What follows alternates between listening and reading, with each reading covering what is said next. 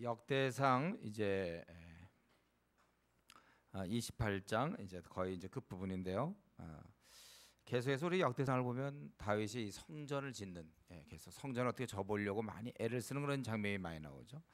지금은 다윗이 이스라엘의 모든 그 지도자들을 소집합니다. 각 지파의 어른, 또 왕을 섬기는 사람들, 뭐 반장, 천부장, 백부장, 또 왕과 왕자의 모든 소유와 가축의 감독과 내시와 장사 모든 용사를 예루살렘에 다 소집했는데 그것은 당부하려고, 이제 일을 부탁하려고 그렇게 한 것입니다.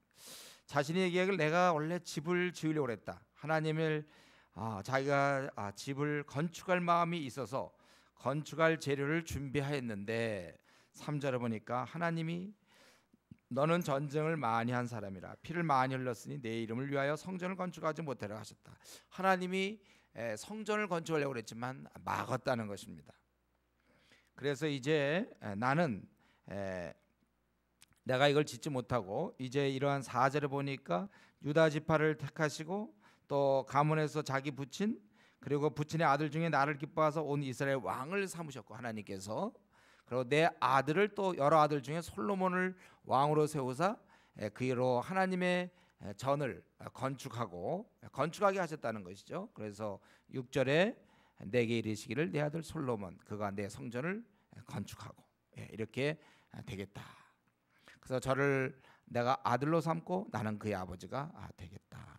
그리고 만약에 그가 내 명령을 잘 지킨다면은 영원히 경고케 되리라 그렇게 하시는 것입니다.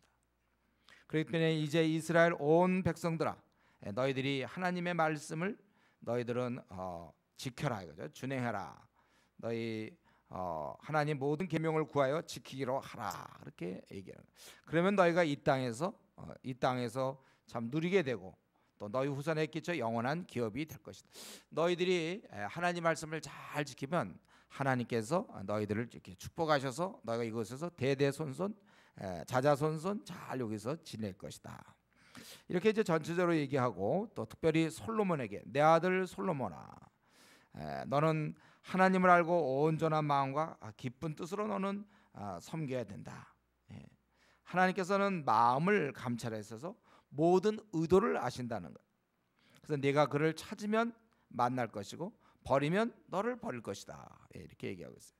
그렇기 때문에 너는 이제 삼가고 조심해서 여호와께서 너를 택하여 성전의 건물을 건축해 하셨으니 힘써 행할지니라 이렇게 얘기했습니다.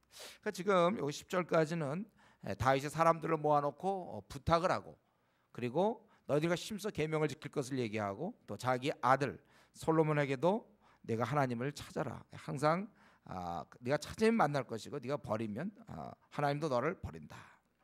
그리고 이제 11절부터는 11절부터 거기 19절까지 쭉 그 솔로몬에게 성전 설계도를 그걸 주고 설명하는 거예요. 그래서 다윗이 그 성전의 복도, 집들, 곡간, 다락방, 골방, 속죄소의 설계도를 그 아들 솔로몬에게 주고 얘기하기를 이것은 그 영감으로 받은 모든 것, 곧 성전의 뜰 사면의 모든 방 하나님 성전 곳간 선물 설계도를 줬다고 그렇게 얘기했습니다. 모세가 한번 그렇게 하나님부터 그러한 설계 장막의 설계를 받은 것처럼 다윗도 그와 병행되게 그도 이러한 것을 받은 것입니다. 그래서 이것을 그에게 가르쳐 주는 거예요. 그리고 제사장과 레위 사람들의 반열과 여호와의 성전에 섬기는 모든 일과 또 그러한 성전을 섬긴 데 쓰는 모든 그릇의 양식을 설명했다고 그랬습니다. 그리고 그 금기구를 만들 금의 무게 또 은기구를 만들 그 무게들을 알려주는 거죠. 또 금 등잔대 15절에 또 등잔 등잔대 그것의 금의 무게 어느 정도의 금의 무게로 만들어야 되는지 또 은 등잔대는 어느 정도로 해야 되는지 또 16절에 진설병에 각 상을 만들 그 무게를 정하고 이 떡을 올려놓은 그 상의 무게를 정하고 은상을 만들 은도 그렇게 하고 그러면 이것을 하나님께서 알려주신 것 같아요. 그래서 이런 것들을 자세히 설명하죠. 또 갈고리, 대접, 종지, 또 금잔, 각잔, 은잔 이런 것을 정하고 또 18절에 향단에 쓸 순금, 수레곧 금 그룹들의 설계도대로 만들 금의 무게를 정해주니 이 그룹들은 날개를 펴서 여호와의 언약궤를 덮는 것이라. 다윗이 이르되 여호와의 손이 내게 임하여 이 모든 일의 설계를 그려 나에게 알려주셨느라. 우리 언제 이렇게 했는지 모르지만은 그에게 이런 것들을 보여준 것 같아요. 그래서 그것을 자기가 이렇게 하나님께서 알려주셔서 이렇게 했다. 그래서 이걸 쭉 이제 설명하는 것이고, 그리고 20절 21절에 솔로몬에게 내가 이제 이런 일을 하기 때문에 강하고 담대하라. 이 일을 행하라. 두려워하지 말며 놀라지 말라. 내가 여호와의 성전공사 모든 일 마칠까지 너와 함께 계시고 너를 버리지 아니하시라.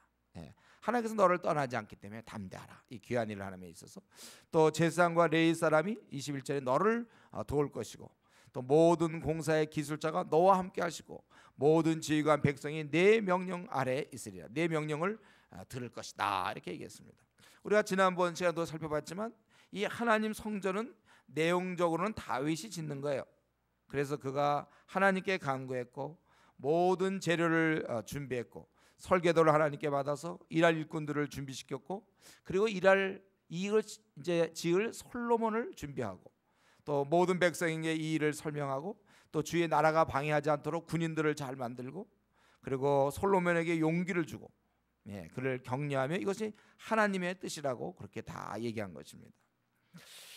여기서 보면 다윗은 이 성전을 짓진 않았지만 특별히 성전 짓는 일을 하면서 아주 그 주도 면밀하게 준비하고, 자기는 짓지 못하지만 지을 수 있도록 자기가 할 수 있는 모든 범위 내에서 일을 행하고, 또 설명하고, 또 격려하고, 그런 것을 조성하고 이렇게 한 것입니다.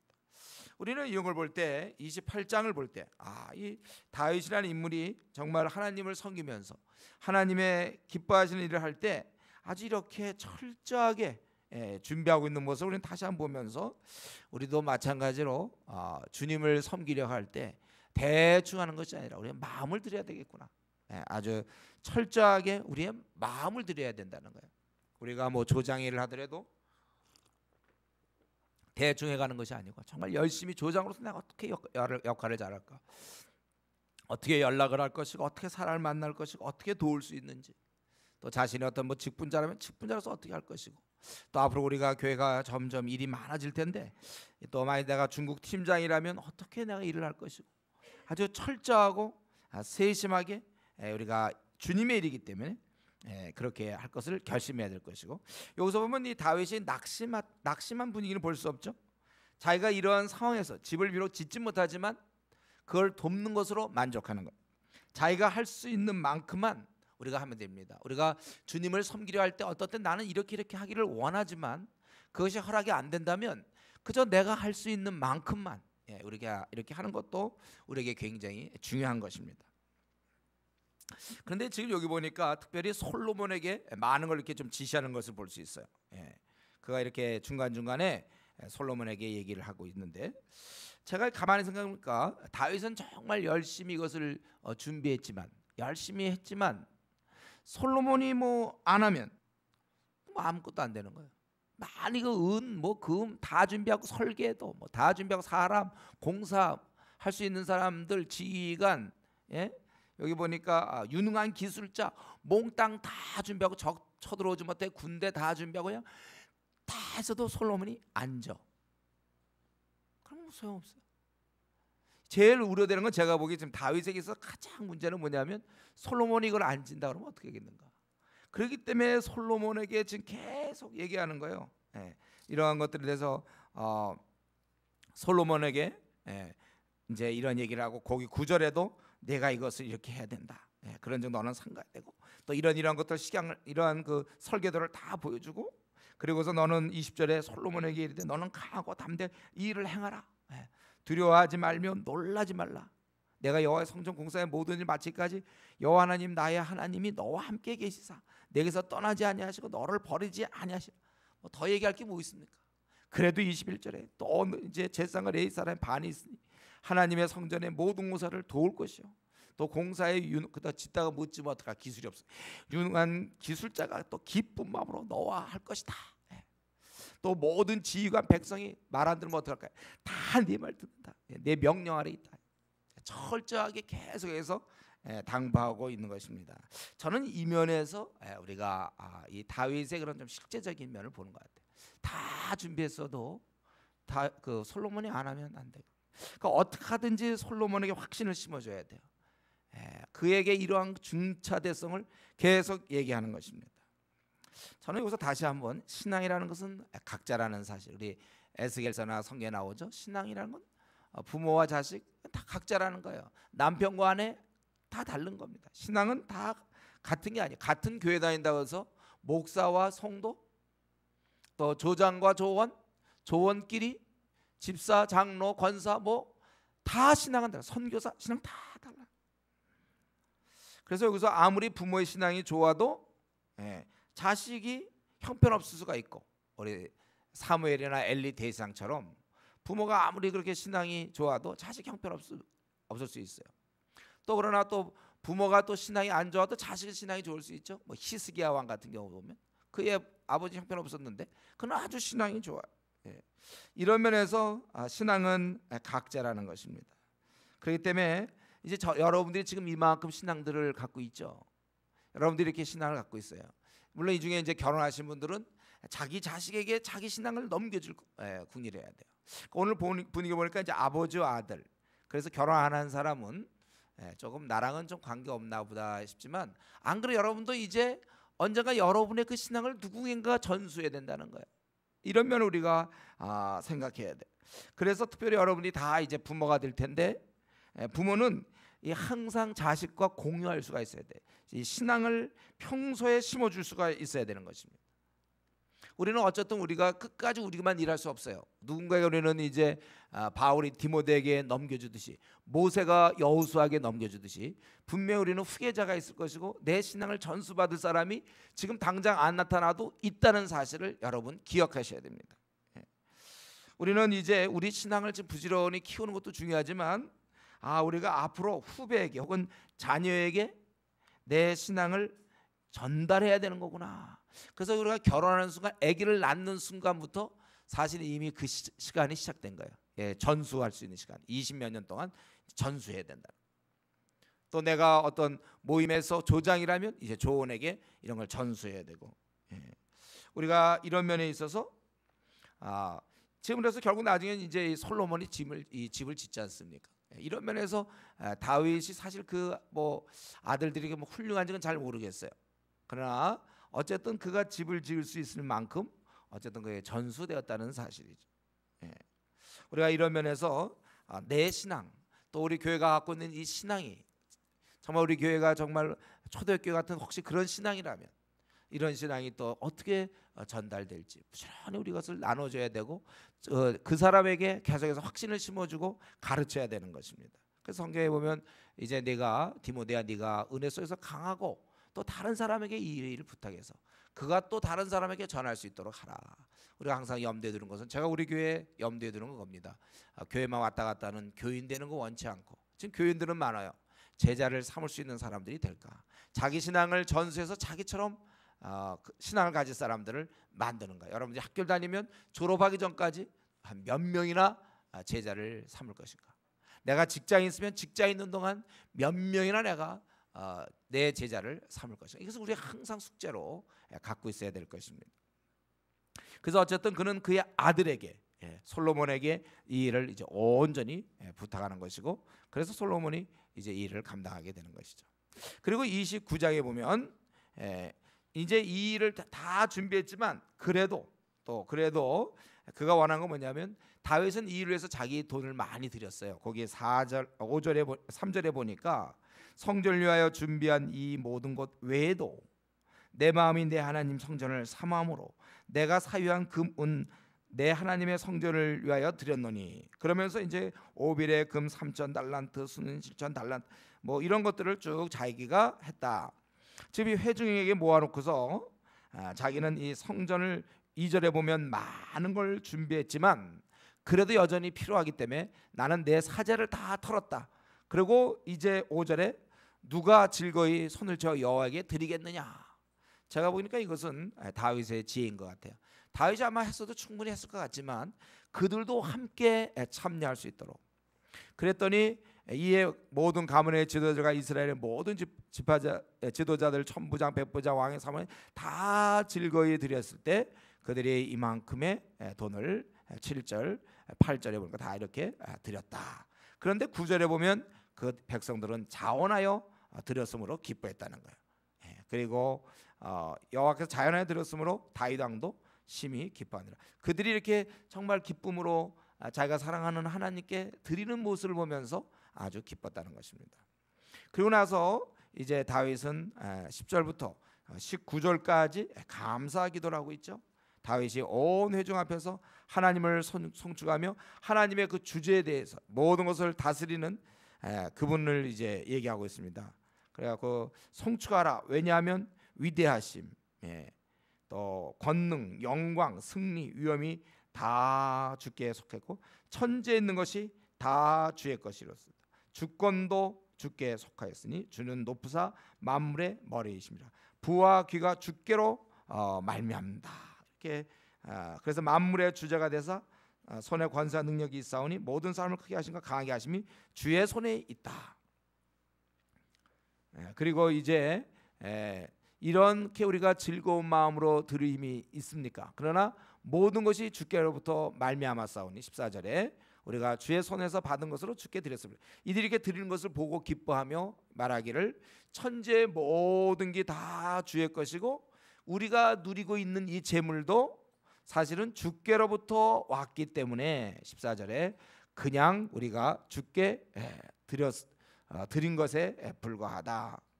우리는 원래 희망이 없는 자였지만 이제 우리 이 성전을 건축하려고 미리 저축한 모든 물건이 다 주에서도 왔사오니 다 주의 것입니다. 그래서 17절에 우리가 정직한 마음과 기쁨으로 저축한 물건을 다 주께 드렸습니다. 자원하여 드린 것을 보니 심히 기쁩니다. 우리 조상들 아브라함과 이삭과 이스라엘 하나님 여호와여, 주께서 이것을 주의 백성 심중에 영원히 두어 생각하게 하시고 그 마음을 준비하여 주께로 돌아오게 하시며, 또 이 솔로몬을 위해서 기도하기를 솔로몬이 정성된 마음으로도 하나님 말씀을 지켜 행하게 하시고 성전을 건축하게 하옵소서. 그는 하나님을 지금 찬양하고 있어요. 이 모든 백성들, 이 지도자들이 다 함께 헌금을 드리고 제물을 하나님 앞에 드린 걸 보면서 사실은 모든 게 하나님께 속하였고 우리가 누리는 거 다 14절에 있는 것처럼 주께로 말미암아 우리가 주의 손에서 받은 것으로 주께 드린 것이다. 그러나 이렇게 드리는 것을 보니 나는 무척 기쁘고, 그리고 솔로몬이 정성된 마음으로 성전을 잘 건축하게 해주십시오, 이렇게 간구하는 것입니다. 우리는 요 다윗의 이런 기도, 감사 기도를 통하여 생각해 볼 수 있는 건 무엇입니까? 다윗이 그렇게 제물을 기쁘게 드렸는데 그가 마음속에는 모든 것이 주님께로부터 왔다는 거예요. 그것을 깊이 인식하고 있었던 것입니다. 그래서 지금 자신이 하나님 필요할 때 돈을 드리는 것, 제물을 드리는 것은 그건 뭐 당연하다는 거예요. 그냥 받은 것을 돌려주는데 불과하다는 것입니다. 우리가 은행에서 돈을 빌렸으면 뭐 갚는 게 당연한 거죠. 갚으면서 막 내가 굉장히 손해 보는 것 같고 그러면 안 돼. 자기가 만약에 뭐 100만 원을 빌려서 100만 원을 갚아야죠. 그건 당연히 갚는 거예요. 하나님께 내가 받은 거 이거 하나님께로부터 온 거라 이거. 그래서 그분이 필요할 때 드리는 것 너무나 당연하다는 것입니다. 여러분, 우리가 늘 이런 자세로, 청지기의 자세로 살아야 돼요. 우리의 모든 것을 하나님이 다 주셨다고 우리가 생각을 해야 됩니다. 우리의 물질과 우리의 재물, 우리의 시간, 우리의 건강, 우리의 뭐 재능, 우리의 에너지, 이거 다 우리의 능력, 뭐 우리의 외모, 우리의 총명함, 우리의 지혜, 이거 처음서부터 우리가 갖고 있는 게 없었어요. 우리의 당초 흙에서 온 자들이고 아무것도 없었는데 그분이 우리로 하여금 재물도 주시고 생각할 수 있게 하시고 재능도 주시고 시간도 주시고 건강도 주시고 에너지도 다 그분이 주신 것입니다. 그렇기 때문에 우리는 늘 이런 자세, 우리가 이 재물에 대해서도 먼저 얘기해 본다면은 내 것이 없어야 돼. 내 것. 내가 잘 먹고 내 재산이 많기 때문에 내가 그걸로 내가 잘 먹고 잘 누리고 그렇게 하는 데는, 그렇게 살아서는 우리가 곤란한 것이죠. 또 시간도 많이, 시간도 내 시간이 아니에요. 뭐 나 남는 거 시간밖에 없어, 뭐 이런 사람이죠. 시간을 여러분 내 시간이 아니에요. 그래서 게으름을 피는 거 죄란 말이죠. 하나님이 그에게 주신 그 시간을 갖고 선하게 써야 되는데 선하게 쓰지 않은 것, 이 게으름이 그거 아닙니까? 무익한 데 시간을 보내고 뭐 드라마 밤낮 보고, 그런 데 시간 써서 되겠습니다. 우리는 시간을 하나님을 알아가고 알려주는 데 써야 돼요. 그런 데 집중해야 되죠. 또 건강도 마찬가지죠. 내가 지금 건강하다고 마음껏 밤 늦게까지 뭐 게임하고, 자기 몸을 막 혹사시키고 막 늦게 막 새벽 3시에 자고 4시에 자고, 그리고 막 아무 때나 일어나고, 하나님이 주신 건강인데 음식도 대충 먹고, 영양가 없는 거 막 먹고, 밤낮 커피만 마시고 라면이나 매일 먹고, 이렇게 하면 안 되죠. 이건 술 먹고, 우리가 건강을 우리가 책임져야 돼. 재능도 마찬가지, 하나님 주신 거거든요. 그래서 내가 이런 재능을 갖고 사람으로부터 인정받으려고, 나는 뭘 잘할 수 있다, 그걸 인정받으려고 사용하는 것이 아니라 요 갖고 있는 재능을 어떻게 남을 도와줄 수 있을까, 그래서 하나님께 영광을 돌릴 수 있을까, 이렇게 생각해야 된다는 것입니다. 어쨌든 내가 남과 비교해서 더 받은 것이 있는가, 그러면 애당초 내 것이 없다는 사실을 우리가 생각하면서, 언제나 내가 갖고 있는 좀 어떤 능력이나 재능은 항상 남을 위해 써야 되는 거구나. 혹시 내가 돈을 많이 벌었다면 이 돈 나 잘 먹고 뭐 밤낮 불고기 먹으라고 탕수육 먹으라고 준 게 아니고, 이 돈 갖고 다른 사람 섬기라고, 그렇게 줬다는 거. 그렇기 때문에 언제나 남을 위해 쓸 것을 우리가 결심해야 돼. 애당초 내 것이 없습니다. 이 사람 한번 잘 생각해 보세요. 자기 있는 거 애당초 내 것이 없어. 그리고 이제 하나님을 위해서 쓸 때는 자원함으로, 기쁨으로 드려야 되는 거예요. 마음에서부터 우러나와서 주를 섬겨야 되는 것입니다. 그래서 5절에도 누가 즐거이 하겠는가, 또 6절에도 다 그들이 즐거이 드렸다고 그랬죠. 또 9절에도 백성들은 자원하여 드렸으므로 기뻐하였으니, 또 14절에도 보면 이처럼 즐거운 마음으로 드릴 힘이 있었나이까. 또 17절에도 백성이 주께 자원하여 드리는 거 보니 심히 기쁘도소이다. 그리고 22절에도 보면 이들이 무리가 크게 기뻐했다고 그랬죠. 다 드리면서 아주 기뻤던 거예요. 여러분이 헌금 같은 걸 낼 때도 마찬가지. 그거 막 억지로 막 낼 필요 없어요, 여러분들. 마음에 자원하는 마음으로, 이게 내 돈이 아니니까, 내 재물이 아니니까. 그래서 내가 뭐 10분의 1도 드리는 거요. 또 이것을 위해서 선교 헌금도 드리는 거고, 그러니까 억지로 드릴 필요 없습니다. 그러니까 자원해서 기쁨으로 드려야 돼요. 왜냐하면 내 돈이 아니니까, 이거는 내 것이 없어요. 그래서 주님의 나라 확장을 위해서, 또 우리가 주의 일을 위해서 재정이 필요하겠구나. 그래서 우리가 10분의 1도 드리는 거요. 사실 10개 중에 9개를 내가 쓰고 1개, 그 최소한으로 그렇게 드리는 거예요. 그게 이제 우리 한국교회 전통 아닙니까? 10분의 1 드리는 거. 뭐 전 세계적으로 그렇지만, 그러나 사실 10분의 1 드렸다고 해서 난 다 했다고 생각하면 안 돼요. 원래 우리는 10분의 10을 드리겠다는 마음으로, 할 수만 있으면 더 내가 헌금을 내고, 할 수만 있다면 내가 더 선교에 힘쓰고, 할 수만 있다면 내가 더 구제에 힘써야지. 10분의 1 딱 냈기 때문에 나는 이제 할 거 다 했다, 그런 자세로 하면 안 되죠. 액수가 얼마가 됐든지 간에 우리가 하나님 앞에 좀 기쁨으로 드려야 돼. 우리 시간도 마찬가지죠. 나는 이제 일주일 중에 뭐 전도팀의 시간을 냈기 때문에 이제 나머지 시간 4시간이고, 내가 뭐 이렇게 기도 시간을 냈기 때문에 나머지 4시간이 아니라 24시간 우리 모든 것이 다 하나님의 시간이다. 우리의 에너지 사용, 우리가 뭐 조장으로 섬기든 또 직분자로 섬기든 교사로 섬기든 언제든지 기쁨으로 섬겨야 되는 거예요. 기쁨으로. 이거 내가 무엇이길래 이렇게 하나님의 일에 내가 참여할 수 있는가? 여러분, 그래서 조장의 직분을 우습게 보면 안 돼요. 교사의 직분을 우습게 보면 안 됩니다. 아무리 적은 거라도 내가 전도 팀원의 그 직분을 우습게 보면 안 돼요. 우리가 이거 하나님이 내가 무엇인데 내가 이런 일을 맡게 되었는가? 그래서 우리가 항상 정말 감격스러워해야 되고, 내가 뭐라고 이런 일을 하는가? 이런 면에서 현재 여러분 좀 이렇게 잘못 사용하고 있는 게 뭡니까? 아까워하고 있는 부분이 뭐가 있나요? 혹시 재물에 대해서 아까워합니까? 아니면 시간에 대해서 아까워합니까? 아니면 자신의 그런 어떤 재능 같은 거 쓰는 걸 아까워합니까? 우리는 매일매일 이 모든 것은 다 하나님이 주신 것이며, 내가 이것을 쓴다고 해서 뭐 아까울 것이 없다는 그런 마음을 가져야 돼. 다윗에게는 이제 그런 마음이 있어요. 이거 하나님께 드리는 거니까 돈을 얼마를 드리든 시간을 얼마를 드리든지 마음을 뭐 에너지를 관계없습니다. 하나님 앞에 정말 기쁨으로 그렇게 드렸습니다. 그리고 이제 그는 다윗이 이제 온 회중 앞에서 하나님 여호와를 송축하라고 그렇게 얘기하고 이튿날 21절에 보니까 제사를 드리게 돼요. 그래서 여호와께 번제를 드리는 거 아주 헌신을 의미하는 거죠. 그래서 이렇게 많은 것들을 하나님 앞에 드리고 그랬더니 그때 무리가 참 크게 기뻐했다는 거. 이게 다 드렸지만은 아주 참 기뻐했어요. 여호와 앞에서 이렇게 제사 드리고 자기들이 이런 시간을 갖는 거에 대해서 먹으며 마셨다는 것입니다. 그리고 무리가 다윗의 아들 솔로몬을 다시 왕으로 삼아 기름을 부어 여호와께 돌려 주권자가 되게 하고 사독에게도 기름을 부어 제사장이 되게 하니라. 그때 이제 기름 부은 것은 어쩌면은 처음에 했을 때는 좀 소수일지 몰라요. 그때 반역이 일어났기 때문에 그때 급하게 좀 했는지 모르고 이제는 전 모두가 모여서 다시 한번 확증하는 모습이죠.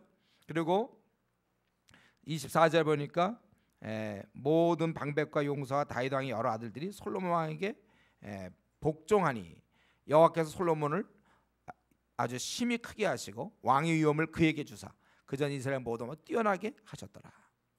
그리고 26절부터 30절까지 다윗이 계속 살아있을 것 같았는데 결국 다윗이 이제 늙어서 죽는 거예요.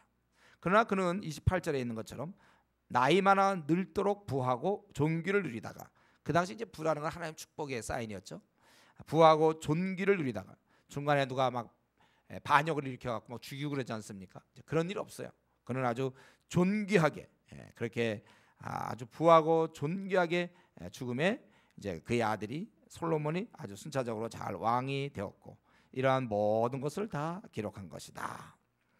우리는 다시 한번 이제 이 역대상을 다 맞춰가면서 여기서도 이 다윗의 기도에서도 쭉 나오지만 모든 것은 하나님께서 주시는 것이다. 이것을 우리가 다시 한번 상기시켜야 되겠습니다. 모든 것은 하나님 다 주시는 거예요.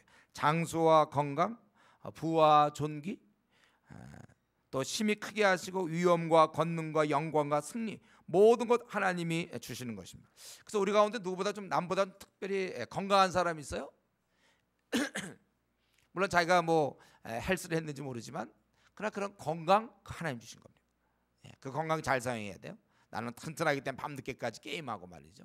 그게 아니라 이 건강을 잘 생각.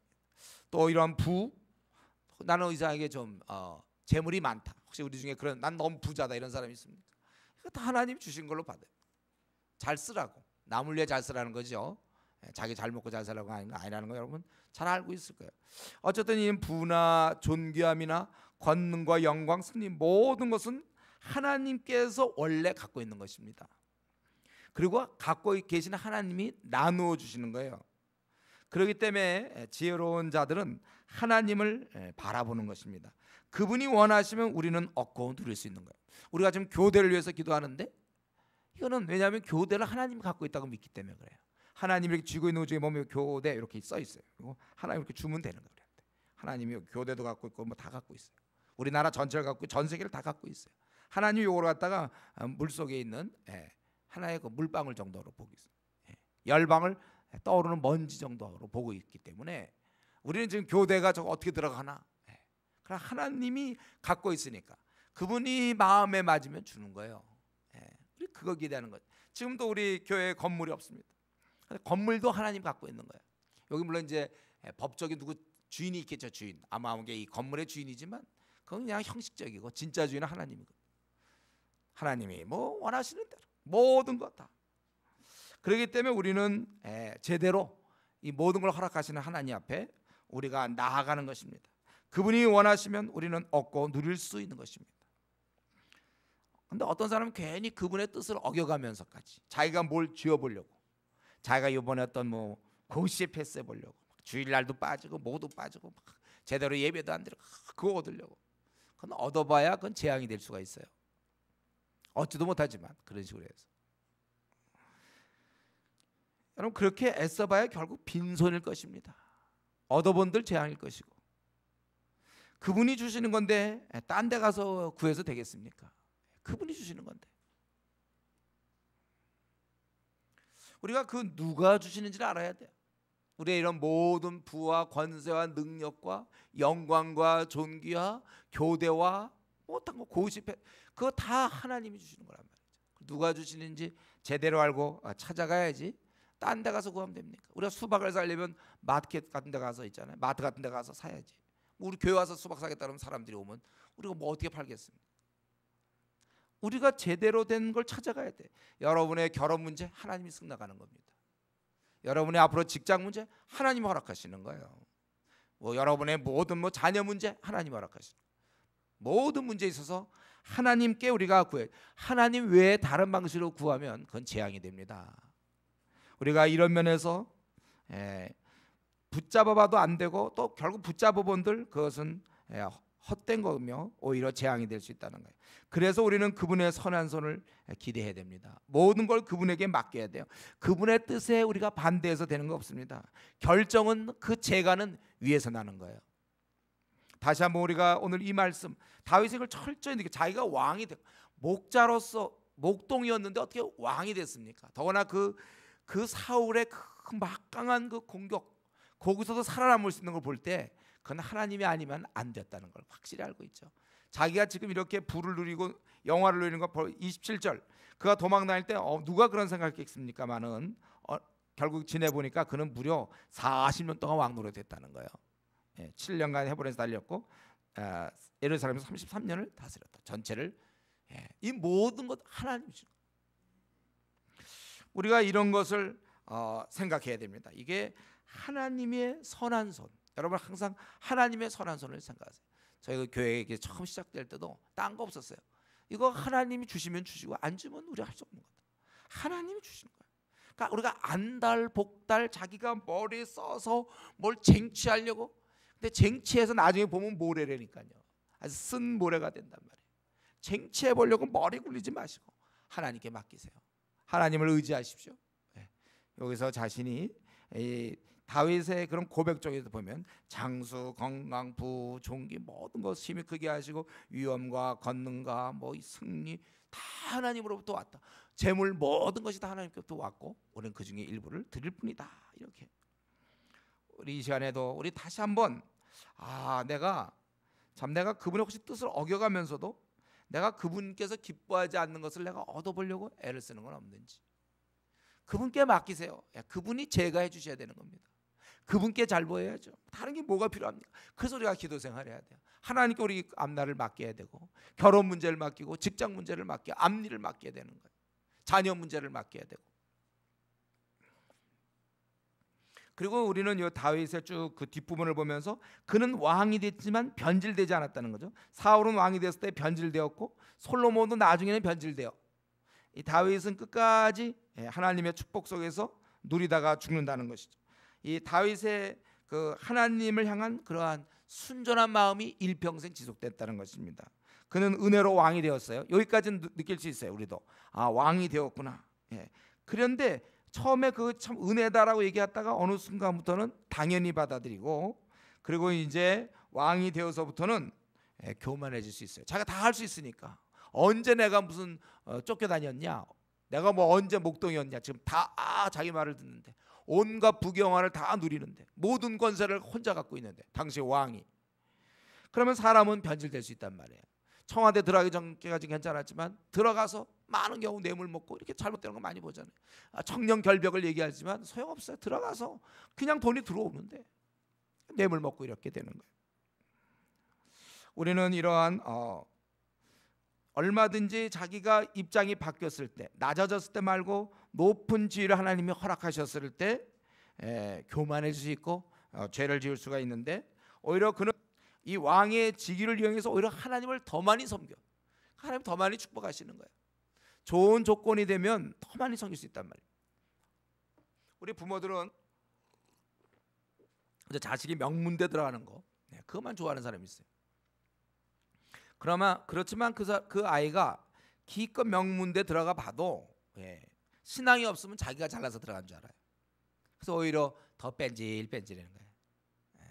차라리 그거 한번 재수를 했거나 시험에 좀 떨어져 봤으면 겸손했을 텐데 그런 거 없이 제대로 들어가서 지금 제가 많은 대학생들 만나보면 보면 그런 경우 참 많아요. 신앙 없이 명문대 다니는 애들 뺀질뺀질하죠. 왜냐하면 자기가 잘난 줄 알고 있거든요. 그러니까 일찌감치 망하는 거예요, 그런 경우는. 예. 그러니까 고생 좀 시큰하고 하나님이 좋은 거 주시면 그건 좀 괜찮겠다. 그런 면에서 아마 이 다윗도 아주 오랜 기간 동안에 이 사울 왕의 쫓김이 필요한지 몰라요. 그 고생을 많이 하고서 왕이 되니까 은혜를 알는 거예요. 사람이 고시 패스하기 전까지는 사람이 괜찮았는데 고시 패스하고 사회적인 지위도 없고 또 명예도 없고 돈도 없고 하면서 이상하게 목이 뻣뻣해진 사람도 많이 봤어요. 또 박사학위 받기 전까지는 참 그랬는데 학위 받아놓고서는 좀 태도가 달라진 사람도 봤습니다. 사업 성공한 사람들, 사업이 잘 안 될 때는 참 겸손했는데 뭐 자기가 뭐 내세울 게 없으니까 사업이 잘 되고 돈을 많이 버니까 또 사람이 달라지는. 이렇게 사업 성공하니까 이제 세상 재미에 빠져서 그동안은 뭐 할 시간도 없었지만 이제 골프 치러 다녀야 되고 돈이 많으니까 이제 그런 또 상류층과 어울려야 되니까 그냥 세상에 노는 재미에 다 빠져서 이제 하나님을 멀리하는 것입니다. 그저 오직 11시 예배만 살아가지고 그때 한번 예배 드리는 거 외에는 뭐 아무것도 없어. 그냥 세상 재미, 세상에서 알아주고.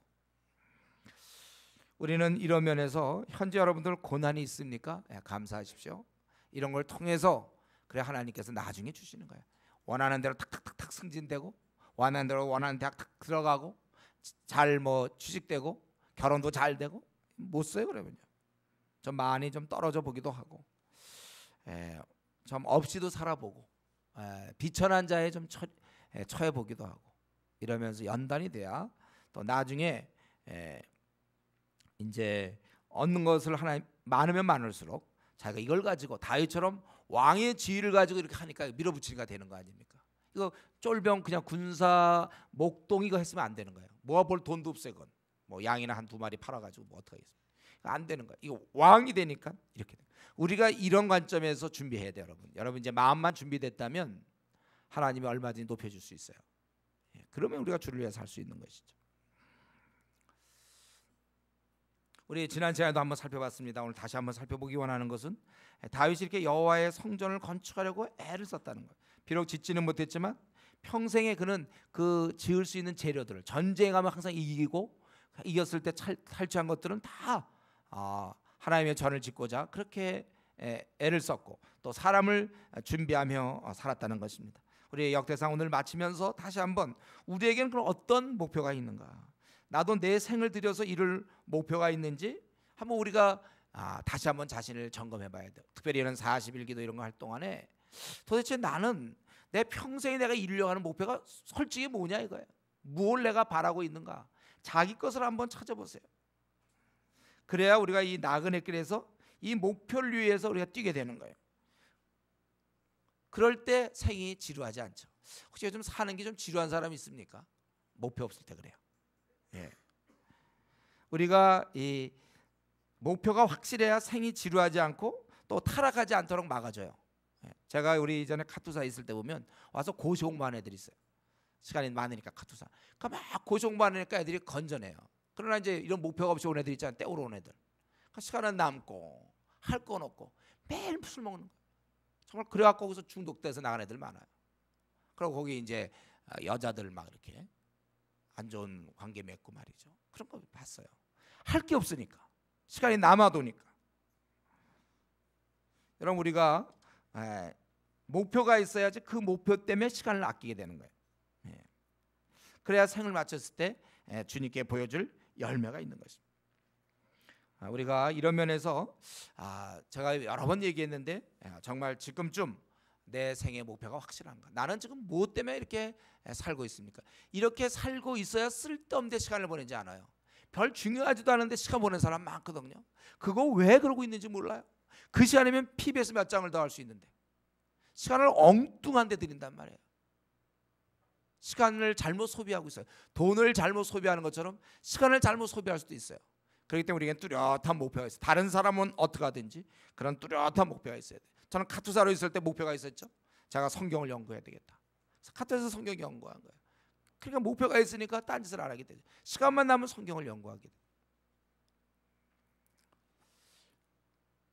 예, 우리에게 이러한 목표를 위해서 여러분들이 이번에 기도할 때 확실한 생애 목표, 이것 때문에 내가 이런 목표 때문에 내 배우자를 선택할 수 있어야 되겠고, 또 내가 이런 목표 때문에 직장을 한국에 있든지 아니면 중국에 있든지 뭐 인도에 있든지 자기 직장 문제도 결정할 수 있는 것이고, 우리가 이런 뚜렷한 목표를 놓고서 우리가 앞날을 결정할 수 있어야 되는 것입니다.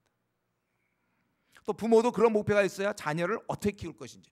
그렇지 않으면 우수한 애로 키우기 쉬워요. 영어 잘하는 애, 누구한테 뒤처지지 않으려고 뭐 특목고 갈 수 있도록 뭐 이런 식으로, 수학을 잘하는 신동 뭐 예를 들면, 그게 자녀 키우는 목적입니까? 그게 자녀 왜 키우는 거예요? 얘를 하나님 보시기에 가장 아름답고 귀한 아들 딸로 만드는 거죠.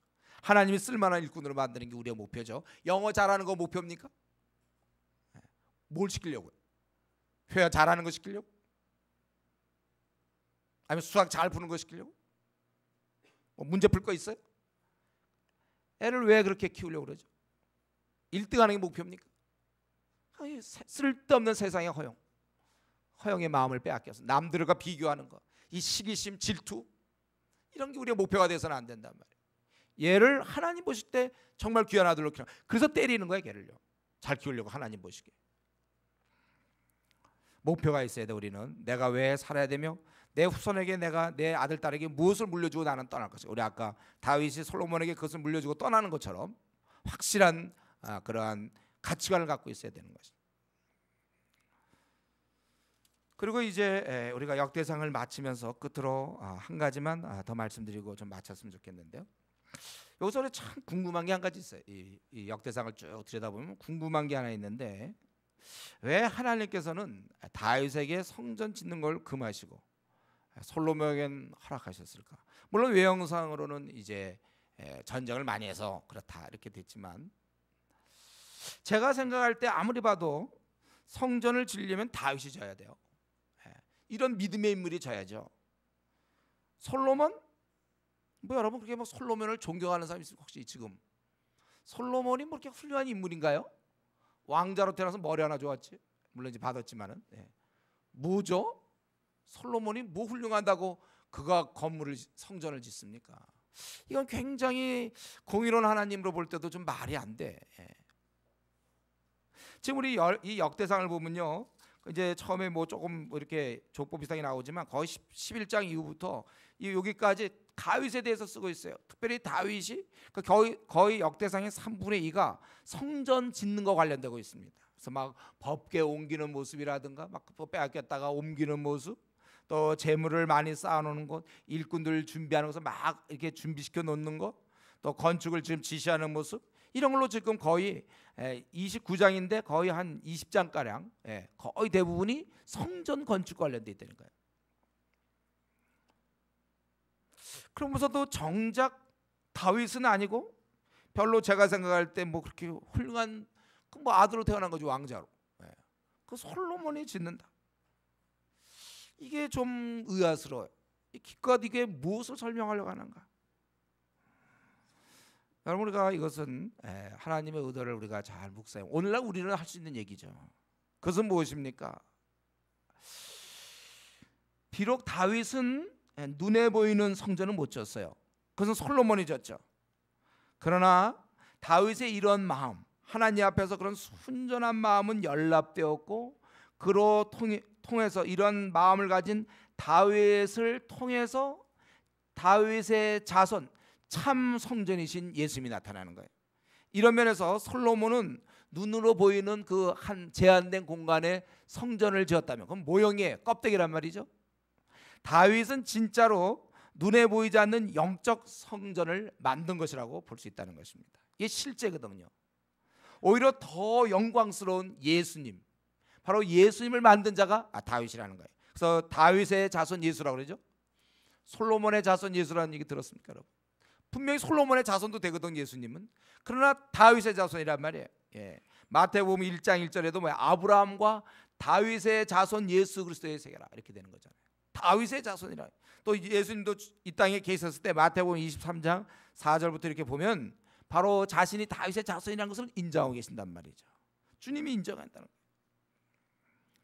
오히려 가만 보니까 그때는 솔로몬이 막 짓는 게 굉장히 영광스러웠는데 시간이 흘러서 이렇게 들여다보니까 바로 더 영광스러운 것은 다윗의 자손 예수, 진정한 성전, 원형 성전, 하나님을 우리가 만날 수 있는 바로 그 성전, 예수님 안에서 바로 그 원형인 바로 예수, 그 예수님이 나올 수 있게 된, 예수님이 만들어지게 되고 예수님이라는 그 구약의 인물, 예표, 그 바로 다윗 아닙니까? 바로 이런 자, 그가 예수님의 조상이 되고 예수님 앞에 다윗의 자손 예수라고 그러한 이름을 붙일 수 있었던 것은 바로 그가 전심으로 온전히 주님을, 하나님을 사랑했던 인물이기 때문에 그래요. 예수님처럼 바로 예수님의 예표로서 그는 전심으로 하나님을 사랑했던 것입니다. 그래서 그가 골리앗과 싸울 때도 딴 사람들은 막 부들부들 떨었지만 부들부들 떠는 것보다 더 그의 마음을 움직였던 것은 저가 네게 사시는 하나님의 군대를 모욕하느냐, 그게 싸운 동기에 그가 그때 만약에 골리앗이 그냥 그런 거 안 하고 하나님 모욕하지 말고 그냥 야 너희들 우리 적군이가 서로 싸우자마 이 정도만 됐어도 어쩌면 참았는지 모르겠어요. 저가 네게 사실 하나님의 군대를 모욕하느냐, 나는 만군의 여호와의 이름으로 나간다 그러는 거예요. 그는 그때부터 벌써 이게 이 뭐 대성물은 뭐 나물 떡잎부터 하는 것처럼 벌써 이때부터 티가 나는 거예요. 벌써 이 청소년의 시절에 이 마음 속에 온전히 하나님을 향한 그런 마음이 있었어요. 그거 잘못한 거 없이 도망 다닐 때도 사울이 그를 죽이려고 했을 때도 사실 원수라 그를 죽여도 되는 거예요. 마땅한 거지만 두 번씩이나 살려준 것은 왜냐하면 하나님이 원치 않는다고 생각하기 때문에. 자기가 지금 곧 죽어가는 주제에 누굴 살려줍니까? 더구나 원수의 대장을. 그러나 그것보다 더 중요한 것은 하나님이 기뻐하시는가 이거였어요. 이런 인물, 그리고 여러분 우리가 아는 대로 나오죠. 그가 법궤를 옮길 때 막 춤을 췄단 말이에요. 왕이 그 왕은 춤을 추게 시켜야지 자기가 추면 됩니까? 좋아서 막 춤췄단 말이에요. 어떻게 췄는지 모르지만 막 좋다 이거야. 그래서 부인이 말이지 아주 멸시할 정도로 아주 주책 없이 잘했다는 식으로. 그렇지만 난 이거보다 더한 것도 할 수 있다. 그건 진심이었어요. 바로 이렇게 그 중심이 처음서부터 그럴 때까지 아주 그러한 인물, 하나님 앞에 온전히 마음을 다했던 그 마음, 하나님이 그걸 연락하셨단 말이에요. 그 마음에 그런 자에게 바로 예수 그리스도의 그가 조상이 되는 거죠. 다윗의 자손 예수가 되는 거예요. 이런 다윗을 가만 놔두시겠습니까? 우리 하나님께서는요, 우리가 뭐 그런 걸 꼭 바라고 하는 건 아니지만 우리 하나님께서 우리 자기를 정말 전심으로 사랑하고 섬기려고 애를 쓰는 자를 이제 가만 놔두겠습니까? 그래 너는 그렇게 해라. 난 누구나 다 사랑한다. 꽤 열심히 있나 보다. 그럼 넘어가겠습니까? 우리가 너무 뭐 열심히 있기 때문에 더 특별히 살아 이런 건 아니겠지만요. 우리 하나님께서는 그러나 참 공의로운 그분께서는 자기를 향해서 그렇게 마음을 쏟는 자를 그대로 놔두지 않아요. 그리고 기껏 마음 쏟는 자가 그래서 성전 지어보겠다는 건 못하게 하고 그 아들은 뭘 했는지도 모르는데 그가 언제 춤을 췄습니까? 뭐 골리앗을 쓰러뜨렸습니까? 뭔지도 모르고 그냥 부유하게 자란 아들한테 성전 지게 맡길 때는 하나님이 생각이 있는 것이죠. 우리 하나님께서는 그가 사는 날 동안도 물론 많은 축복을 해주셨어요. 나이 많아 늙도록 부하고 존귀를 누리다가 죽음에. 만약에 이거라면, 이게 축복이라면 이건 딴 사람도 그러지 않았습니까? 블레셋 왕들도 이렇게 누렸을 텐데요. 종교와 그 나름대로 했을 텐데 겨우 이 정도? 우리 하나님 이건 뭐 기본이죠. 제가 볼 때 우리가 28절을 보면서 야 우리 예수님 잘 믿으면 축복받고 그래. 우리가 이렇게 하면 이건 뭐 기본이에요. 이런 거는 딴 사람들도 누리는 거예요. 적어도 그렇게 순전하게 막 목숨 내놓으면서 골리앗을 죽이고 하고 그렇게 순전하게 도망 다니면서도 자기 죽을 거 알면서도 하나님의 그 마음을 기쁘게 드리려고 자기 그 위험한 처지에서도 그를 두 번씩이나 살리고 하나님 뜻대로만 살려고 하고 그 법궤 앞에서 오는 것 같고 너무 좋다고 춤추는 그러한 다윗을 우리 하나님께서는 그러한 다윗에 지금 이 성전 건축을 막으시고 형식적으로는 그가 피를 흘렸고 뭐 이런 거지만 그러나 제가 보기에 바로 참 성전을 지을 수 있도록 참 성전에 연결될 수 있는 바로 진짜 축복은 그의 후손을 통하여 그 믿음의 계열에서 결국 예수님 온전히 하나님을 기쁘게 했던 예수님 바로 그가 태어나는 것입니다. 참 성전인 예수님을 이런 면에서 지었다고도 볼 수 있는 거예요. 그가 육체적인 이 성전을 지으면, 육신적인 성전을 지었다면 뭐 그걸로 끝날 수 있겠어요. 그러나 성전, 솔로몬의 성전보다 다윗의 자손 예수, 이것이 더 영광스러운 것입니다. 여러분, 우리가 참 하나님께 나아갈 때 이렇게 그냥 이때는 잘 먹고 잘 사는 거 구하면 안 돼요. 정말 영광스러운 거, 우리가 그것을 사모할 수 있어야 됩니다. 지금도 하나님은 저와 여러분을 보고 계십니다. 특별히 우리의 마음을 보고 계셔요. 우리는 자꾸 하나님으로부터 축복받으려고만 하지 말고 좀 내가 축복받을 짓을 좀 하고 있는지 한번 우리 자신을 좀 살펴보세요. 하나님께서 지금 나를 어떻게 보실까? 자, 1부터 한 10까지 놓고 다윗을 10이라고 그러고 1은 제일 밑바닥이라고 놓는다면 좀 나는 어느 정도가 될 것인가? 정말 내가 지금 순전히 하나님을 바라보는 거. 내가 교회에서 뭐 조장 노릇을 하고 목사 일을 하고 집사 일을 하고 조장 노릇을 하고 일단 정말 이것이 하나님과 관계된 일이기 때문에 내가 이렇게 순전한 마음으로 내가 하고 있는가?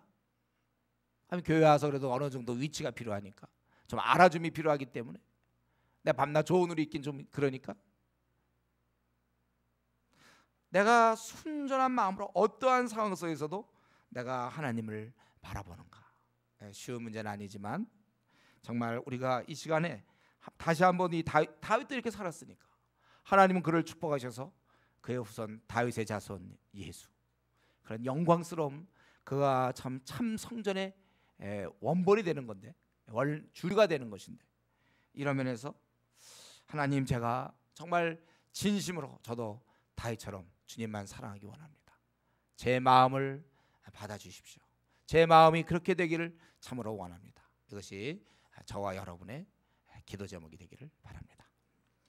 이제 같이 우리 한번 우리 이제 20 역대상은 끝났는데 그 역대상의 거의 대부분을 차지했던 이 다윗의 모습, 그 마음에 오직 하나님만을 생각하던 그 모습, 우리도 그렇게 될 수 있기를 한번 같이 기도하겠습니다.